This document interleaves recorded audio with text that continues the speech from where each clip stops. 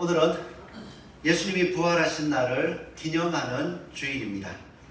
예수님은 참으로 부활하셨습니다. 아멘. 예수님께서 부활하신 의미는 사람들의 첫 열매가 되었다는 것입니다.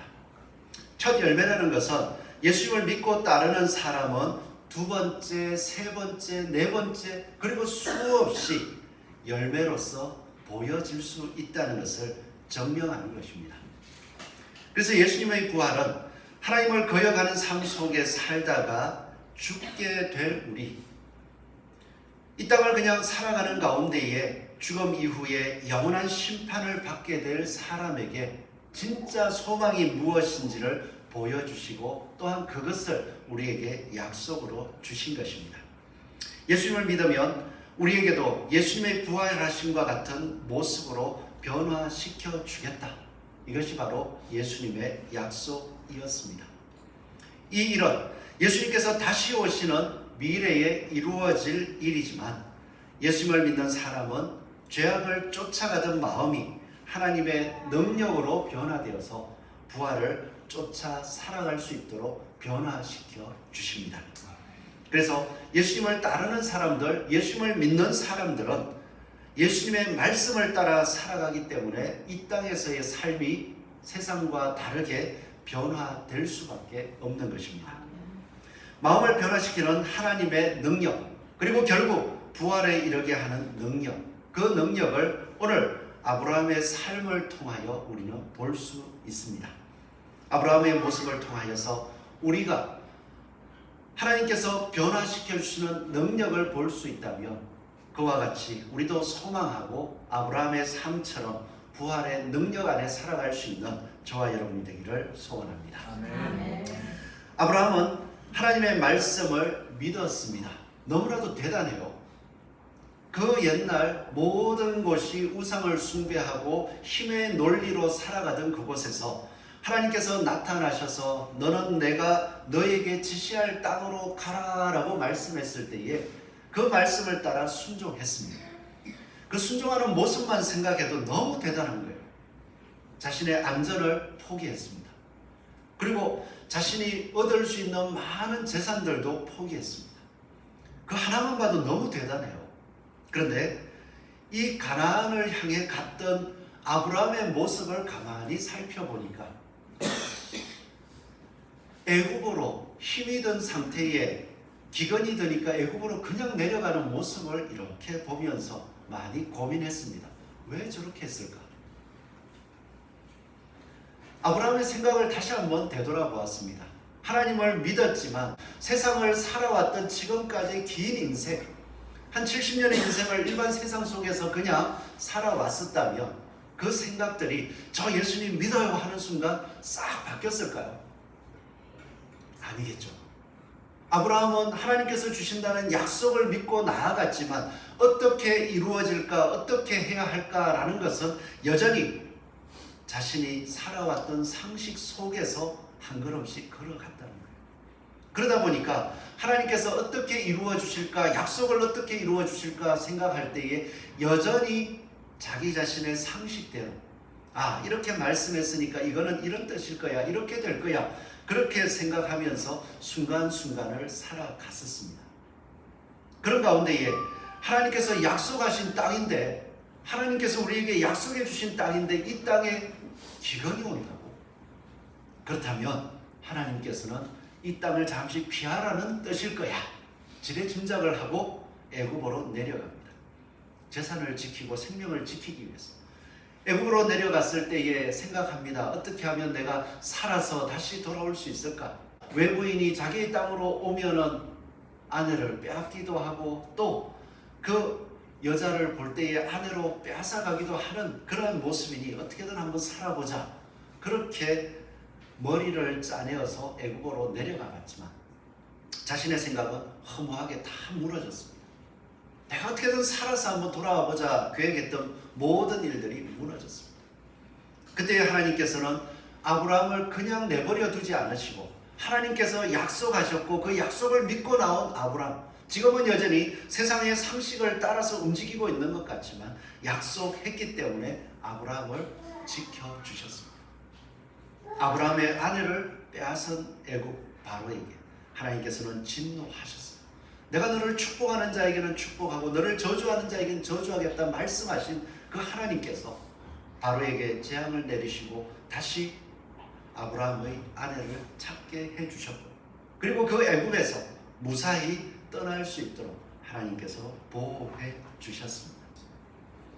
이 말씀들을 가만히 들어보면 기근이 왔을 때에 하나님께서 말씀하셨을까요? 잠잠하셨습니다. 애굽으로 내려가서 그 애굽의 바로에게 재앙을 내리실 때에 하나님이 바로 이 아브라함에게 말씀하셨을까요? 그 밤에 신음하고 고민할 때에 하나님이 나타나셔서 아브라함아 걱정하지 마. 바로 아무것도 아니야. 내가 오늘 밤에 가서 바로 혼내줄 테니까 기다려봐. 그렇게 말씀하셨을까요? 조용하셨습니다. 그리고 하나님께서는 약속을 따라 아브라함이 어둠 속에 있을 때 조용히 일하셨습니다.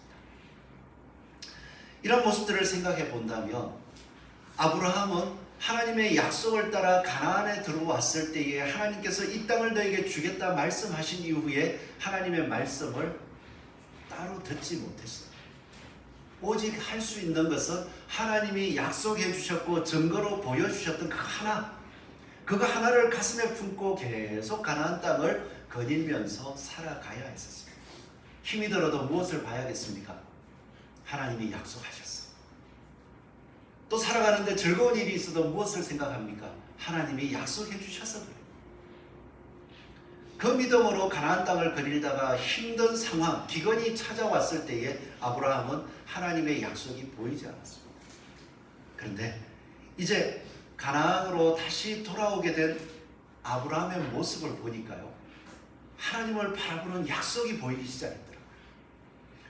오늘 13장 1절 말씀을 보면 아브라함이 애굽에서 그와 그의 아내와 모든 소유와 롯과 함께 네겝으로 올라가니라고 말씀했습니다. 애굽은 표현을 하자면 그렇습니다.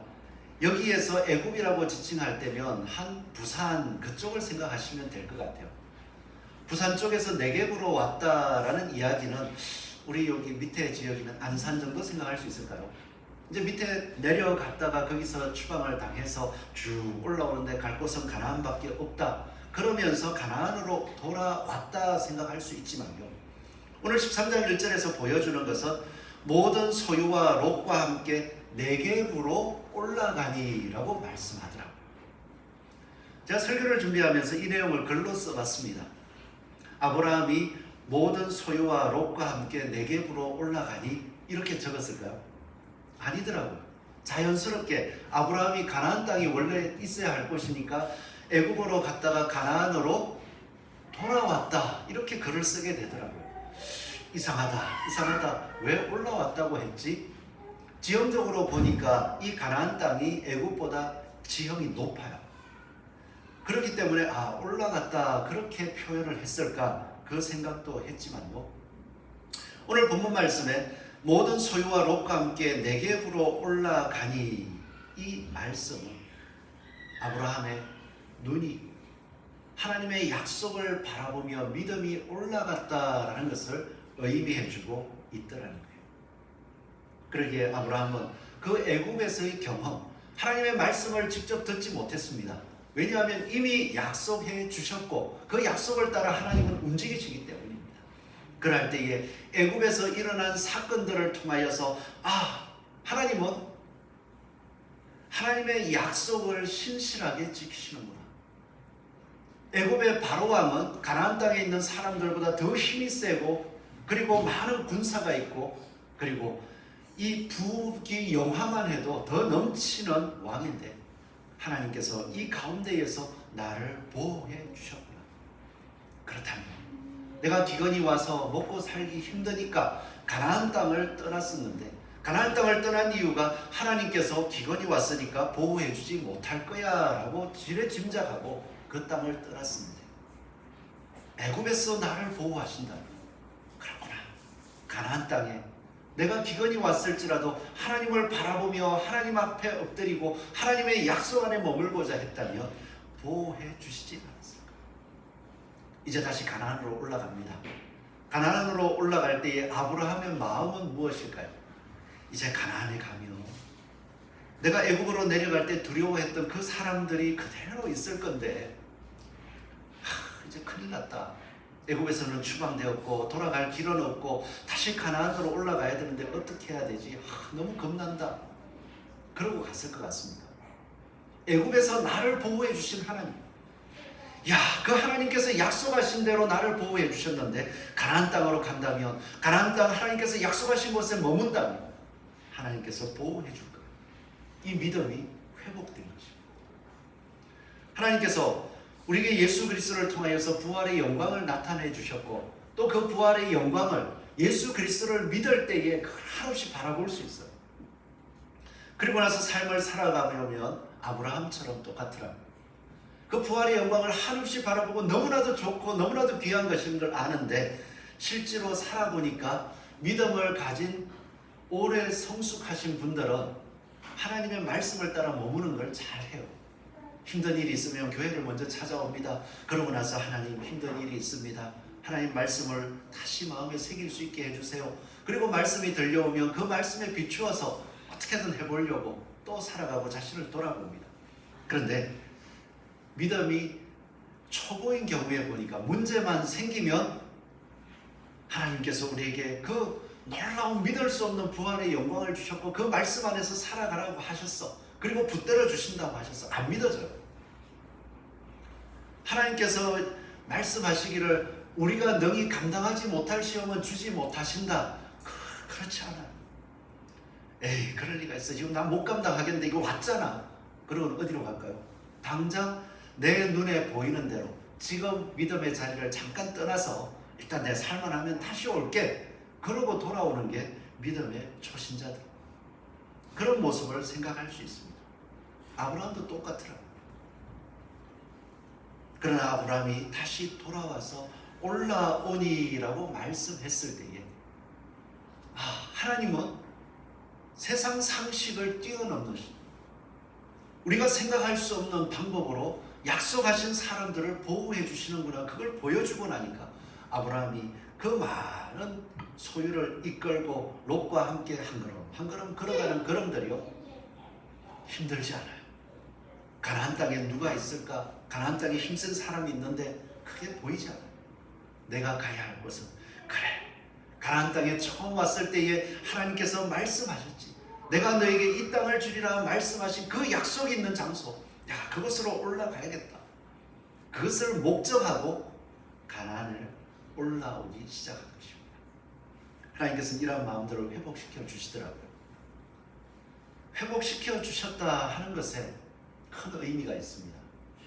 우리는 종종 살아가면서 하나님께서 약속하셨으니까 눈앞에 어떤 증거가 계속 보일 걸로 기대하죠. 사실 제가 기대할 때에도 아브라함이 이 기근 때문에 애국으로 내려갈 때에 먼저 말씀해 주실 수 있잖아요. 가지 마라. 가끔 이삭에게는 한번 하셨어요. 그리고 애국에 가서도 그래, 너 이거 너 생각대로 하면은 안 된다는 거 깨닫게 해주려고 내가 보호하면서 뒤에서 지켜봤어. 이러지도 않고 조용하세요. 다시 가나안 땅으로 돌아왔습니다. 그리고는 목적한 곳을 따라서 이 베델과 아이 사이 곧 전에 장막 쳤던 곳에 이르니 처음으로 제단을 쌓은 것이요 그가 거기서 여호와의 이름을 불렀더라. 여호와의 이름을 부른 곳에 왔습니다. 예배를 드렸습니다. 하나님이 나타나셨을까요? 조용하셨어요. 그냥 아브라함은 자기의 마음이 회복되어서 이미 나타나셨고 말씀하셨던, 그리고 삶 속에서 조용히 보호해 주시는 그 하나님을 바라보고 그곳에서 눈을 들어 하늘을 올려다 보면서 하나님을 온전히 예배한 것입니다. 우리 삶 속에서도 예수 그리스도를 소망하며 나아가는 성도들을 일깨워 가시는 모습이 똑같습니다. 하나님의 말씀을 이미 주셔서 예수 그리스도 믿는 증거를 가슴에 품게 하시고 세상 한번 살아보자, 예수 그리스도의 말씀을 따라 한번 살아보자 라고 시작하셔가지고 여러 가지 일들을 겪어가는 가운데 조용하시더라고요. 그러면 그때에 하나님의 음성을 어떻게 새롭게 듣기를 바라십니까? 하나님 앞에 기도할 때 하나님이 하시는 거 하나예요. 내가 너에게 약속했지 않나. 그 어려움 속에서 왜 두려워하냐. 다시 한번 내가 약속했던 그 약속을 가지고서 한번 서 있어봐. 그렇게 말씀하시더라고요. 오늘 아브라함은 예배를 드렸습니다. 예배를 드린 그 순간 지금까지 두려워했던 가나안의 문제들이 싹 해결되었을까요? 똑같습니다. 단지 바뀐 것이 있다면 하나님은 약속하신 대로 보호하시고 이루시는 분이라는, 하나님을 바라보는 신앙이 아브라함에게 회복된 것입니다. 오늘도 하나님께서 우리가 살아가는 삶 속에서 하나님이 지난번에 너 처음에 약속했던 것을 맛보았고 그것으로 인해 기뻐했지 않나. 그리고 예배드릴 때에 지금 힘들어요 라고 외칠 때에 바로 그 순간 그 말씀을 다시 새길 수 있다면 하나님이 어디 있냐가 아니라 그것이 하나님의 약속이었습니다. 하나님은 약속대로 해주실 거니까 제가 이 약속 안에 머물겠습니다. 고백할 수 있는 저와 여러분 되시기를 소원합니다. 아멘. 하나님을 바라보는 가운데에 아브라함이 한 일들은 뭘까요?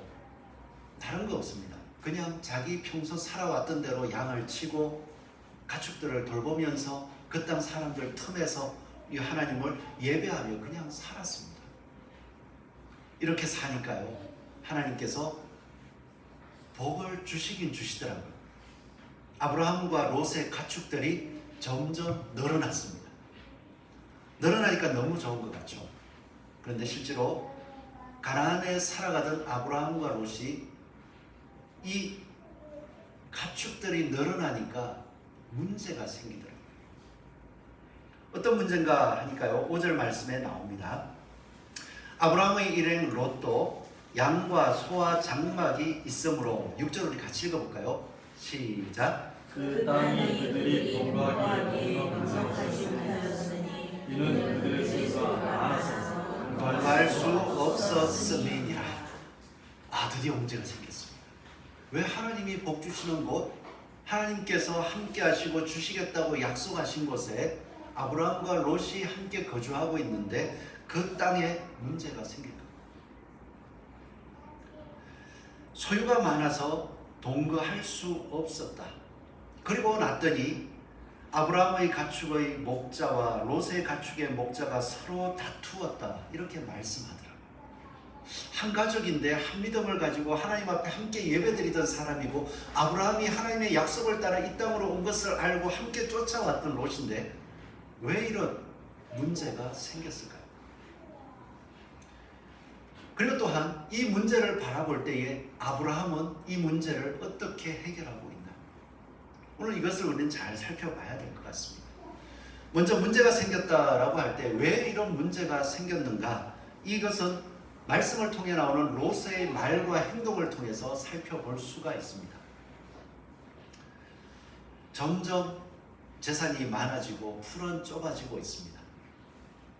어느 날 목자들이 롯을 찾아와서 얘기합니다. 주인님이라고 할게요. 주인님, 지금 양을 치고 있는데, 그리고 소들을 돌보고 있는데 풀이 부족해지고 있습니다. 뭔가 대책을 세워야겠어요. 그래, 고민해보지. 그리고 고민하면서 어떻게 할까 생각해 봅니다. 아무리 생각해도 이제 점점 좁아지니까 답이 없어요. 이제 아브라함을 찾아갑니다. 아브라함을 찾아가서 이야기합니다. 지금 풀밭이 좁아졌으니까 우리 다른 데로 옮깁시다. 조금 더 이 양을 먹이기 좋은 것으로 좀 옮겨봅시다. 그건 제 상상이에요. 옮겨봅시다 이야기했을 때 아브라함이 뭐라고 했을까요? 아브라함은 애굽에서 하나님의 약속하심을 바라보았고, 그것을 바라보며 지금 베델과 아이 사이 처음 제단을 쌓았던 곳에 머물러 있습니다. 하나님을 바라보고 있는 거예요. 그러기에 아브라함은 아마 이렇게 이야기했을 거예요. 조금만 참아보자. 하나님께서 약속하신 땅이요, 하나님께서 우리를 보호해 주실 거예요. 롯은 그 이야기를 듣고는 이 말이 성에 차지 않습니다. 아니, 하나님이 주신다고 한 땅은 이 가나안 땅인데, 이 넓고 넓은 땅, 저 들판을 보니까 풀도 많고 갈 곳도 많은데 왜 고집을 피우고 하나님을 예배했던 곳에 있자고 할까? 그러면서 그의 마음속에 무엇이 있는지를 보여주는 거예요. 이 다툼이 계속 심해지면서 너희 왜 아브라함하고 못 있겠다 막 이런 소리를 할 때에 자 8절을 보면요, 아브라함이 롯에게 이르되 우리는 한 친족이라 나나 내 목자나 서로 다투게 하지 말자. 내 앞에 온 땅이 있지 아니하냐. 나를 떠나가라. 이렇게 말씀을 했습니다. 그랬더니 롯이 어디를 선택하는가? 10절을 보십시오. 이에 롯이 눈을 들어 요단 지역을 바라본즉, 표현하자면 요단 지역은 지금 우리가 여기서 바라본다면 서울 쪽이라고 보시면 돼요. 요단 강이 있습니다. 강이 있으니까 강 주변에는 초목이 무성하고요. 또 초목이 무성하고 물이 있다 보니까 그쪽에는 도시가 형성이 되어 있습니다. 너무 살기 좋은 거예요. 이 롯이 눈을 들어가지고 요단 지역을 딱 바라보니까 소알까지 온 땅에 물이 넉넉하니까 풀이 잘 자라죠. 그것을 바라보았었고요. 또 12절 말씀을 보면 이렇게 합니다. 요단 온 지역을 택해서 동으로 옮겼다라고 이야기를 하면서 아브라함은 가나안 땅에 거주하였고 롯은 그 지역의 어디에 머물렀죠? 도시들에 머무르며, 아브라함은 장막을 치고 그 풀 사이에서 양을 치고 그렇게 살아가는데 롯은 지금 눈을 들어 요단을 바라보며 그 지역의 도시에 머물렀다고 합니다. 왜 도시에 머물렀을까요? 그것은 롯이 요단강을 바라볼 때에 10절 하반의 말씀을 보면 여호와의 동산 같고 애굽 땅과 같았더라. 그 요단강과 도시가 있는 그 지역을 바라보면서 무엇처럼 봤습니까? 여호와의 동산. 와, 저렇게 잘 살아지는 게 여호와의 동산이지. 또 그리고 애굽에 내려가서 마음이 빼앗긴 게 있어요. 어디요? 애굽이 너무나도 잘 살아가는 그 모습, 성을 쌓고 도시를 쌓는 모습에 마음을 빼앗기니까 그곳이 바로 여호와의 동산같이 보인 거예요. 그러니까 가나안으로 돌아와서 하나님을 예배하는 자리에 있자 하나님께서 역사하시고 하나님이 보호하실 거야 할 때 성에 차지 않습니다. 아니, 하나님 주신 땅이 가나안 땅이면 저기 보이는 도시로 갈 수도 있고 그 도시 옆에 풀밭에서 마음껏 풀을 뜯게 할 수 있을 건데 왜 안 가시냐고. 롯은 아브라함에게 계속 이야기했을 거예요. 그러다 보니 나는 이럴 수 없어. 왜냐? 도시를 쌓고 그리고 그곳에서 편안하게 살 수 있는 곳, 그곳이 있는데 이곳엔 할 수 없어. 그러다 보니 계속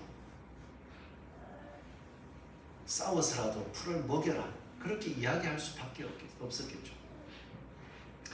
우리가 이런 모습들을 볼 때에 가나안에 문제가 생겼다, 하나님의 약속의 땅에 문제가 생겼다라고 할 때에 하나님의 약속을 아브라함이 처음에 오해했던 것처럼 함께 있는 롯도 오해를 했기 때문이라는 것을 알 수 있습니다. 하나님이 약속하신 땅은 잘 사는 땅이야. 표현적으로 얘기하자면 젖과 꿀이 흐르는 땅이라고 했으니까 생각하기를 자기들의 상식대로 하나님의 약속하신 땅은 잘 사는 땅이야. 그럴 것 같으면 하나님이 약속하신 대로 요단강 주변에 풀도 잘 자라고 그곳에 도시를 꾸미고 사는 사람들이 있으니까 그 옆에 살면, 아니 그리고 좀 더 들어가서 도시에 같이 살면 그것이 바로 하나님의 나라지, 하나님의 땅이지, 그렇게 오해를 해버리니까요. 위를 바라보며 하나님께서 약속하신 그 하나님께서 말씀하실 때까지 기다리겠다고 하는 그 믿음이 옳지 않아 보이는 거예요. 우리도 종종 교회 안에 문제가 일어날 때가 있습니다. 하나님께서 약속하신 그 삶의 테두리를 바라보면서 그 약속의 테두리에 맞게 살아보자, 그 말씀의 의미를 되새겨보자 라고 이야기할 때에 하나님만 바라보고 그 테두리 안에서 좁게 살아가는 게 너무 초라해 보여요. 그러게 이야기합니다. 왜 이렇게 우리는 초라하게 있어야 됩니까? 우리도 좀 뭔가 세상 사람처럼 수단과 방법을 강구해서 교회도 크게 해보고 어떻게 한번 해봅시다. 가끔 노회에 가면 그런 말씀을 하시는 장로님들이 계세요. 이제 교회들 형편들을 장로님이 되셨다는 얘기는 교회 규모가 좀 있다는 거죠. 그리고 사회에서 어느 정도 좀 사업도 잘 하시는 그런 경우에 그렇게 하시면서 이렇게 목사님들이 같이 모여서 얘기를 하고 어떤 이 안건을 나누다 보면 딱 장로님이 가끔 앞에 서셔가지고 세상에서는 이렇게 안 합니다. 그러면서 교회를 향하여서 막 다르게 얘기하거든요. 가만히 들어보면 교회는 교회의 방법이 있단 말이에요. 우리가 헌금을 내고 그 헌금으로 교회를 운영하고 또 세상에 하나님의 말씀을 나누기 위해서 이렇게 나누는 일들을 하는 거, 어떻게 보면 세상에서 바라볼 때 비효율적입니다. 근데 왜 그렇게 하는 거죠? 예수 그리스도의 사랑을 볼 수 있기 위해서 어떻게 보면 쏟아내는 것 같지만 그렇게 하는 거예요. 그런데 그 앞에 서서 세상에 이렇게 안 한다고 그렇게 말한다면, 하나님께서 약속하신 것은 이 땅의 부입니다, 이 땅의 잘됨입니다라고 시선을 바꾸는 것, 롯과 같이 오해하는 모습일 수밖에 없습니다. 아브라함은요, 그 자리에서 자기가 볼 때에도 애굽에 내려갔다 와서 본 게 있고 겪은 게 있는데, 롯이 본 것처럼 그 땅 요단강 주변이 하나님의 동산같이 안 보였겠습니까?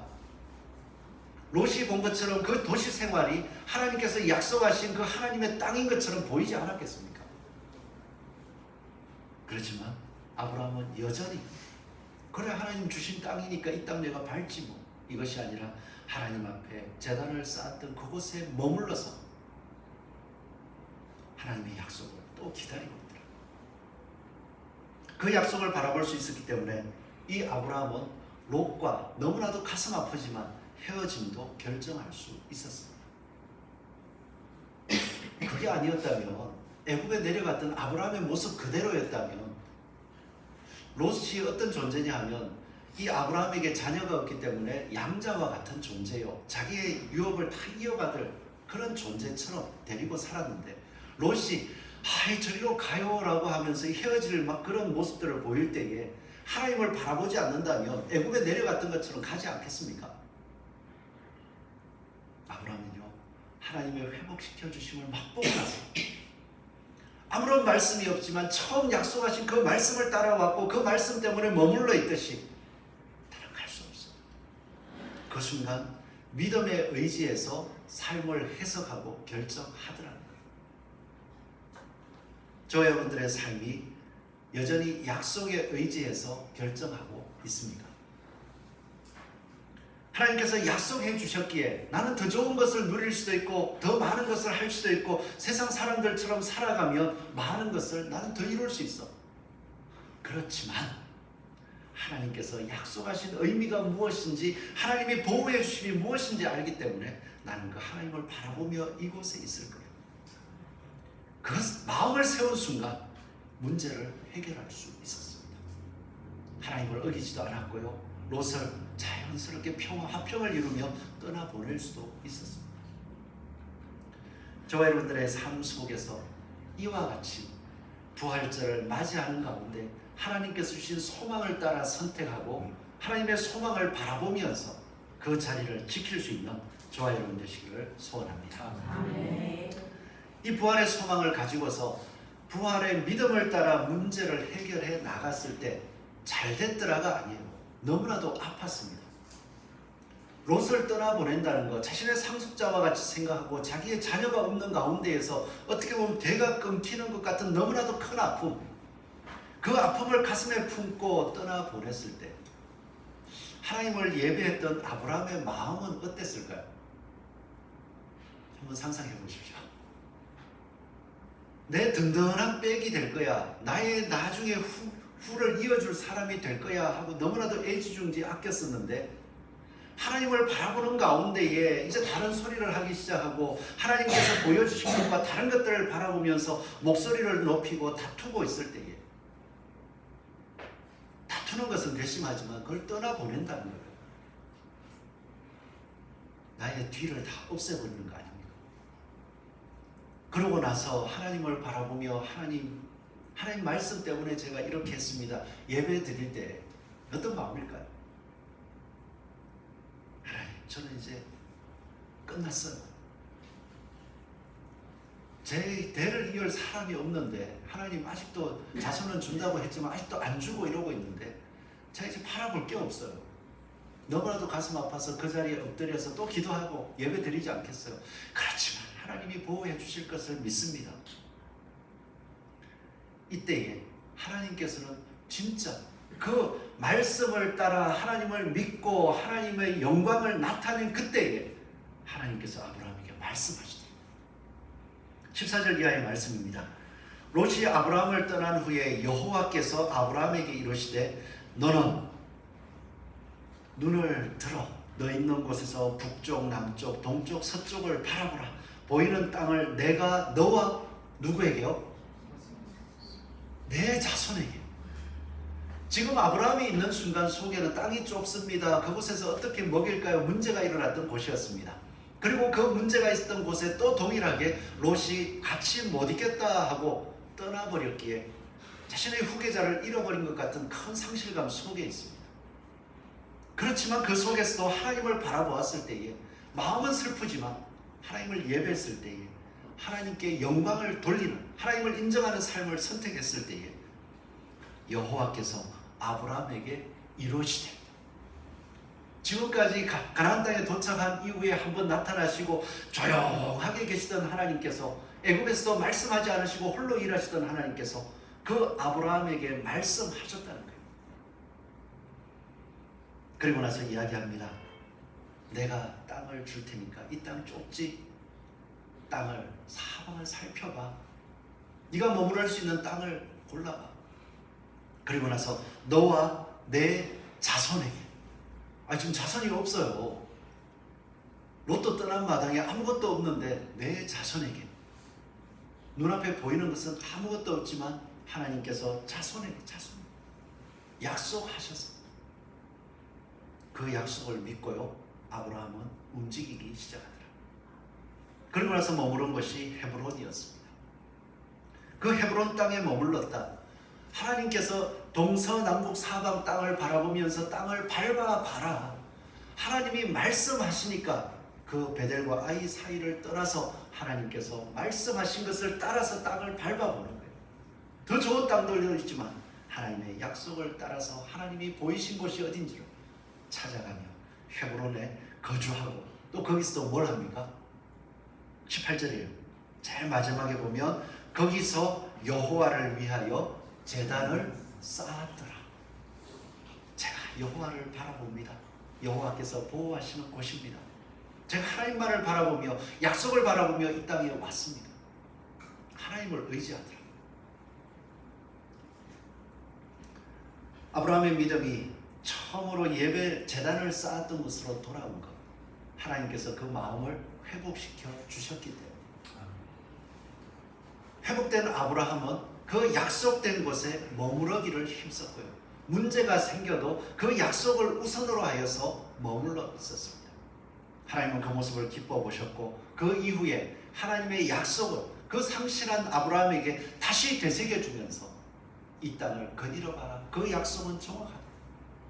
그리고 아브라함은 그 약속을 따라서 헤브론에 머물러 있었고 그곳에서도 예배를 드렸습니다. 오늘 우리가 머무는 곳은 어디입니까? 우리는 세상에 나아가서 마음껏 살아갈 자유가 있습니다. 그 자유 가운데에서 하나님의 약속을 따라 하나님의 약속이 기뻐할 수 있는 곳에 예수 그리스도를 따라서 예수 그리스도 안에서 살아갈 수 있는 이것이 바로 하나님을 예배하는 나의 삶이야 고백할 수 있는 저와 여러분 되기를 소원합니다. 아멘.